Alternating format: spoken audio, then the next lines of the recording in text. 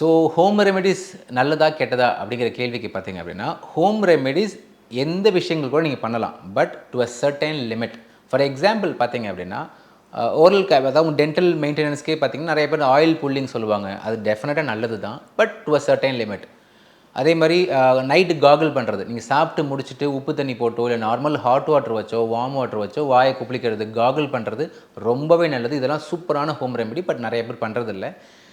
மூணாவது விஷயம் பார்த்தீங்க அப்படின்னா பேக்கிங் சோடா போட்டு வினிகர் போட்டு லெமன் போட்டு அவங்க பல்ல தேய்க்கிறது வாய் குப்பிளிக்கிறதுலாம் நல்லதுன்னு சொல்லுவாங்க. பட் 100% அட் ரிஸ்க் அது.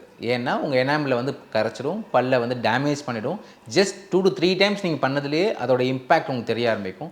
ஸோ ஹோம் ரெமெடிஸ் அப்படிங்கிறது நல்லதும் இருக்குது கெட்டதும் இருக்குது. அது உண்மையாகவே நல்லதான்னு தெரிஞ்சு சில விஷயங்கள் நீங்கள் பண்ணுறது நல்லது, உண்மையாகவே நல்லது.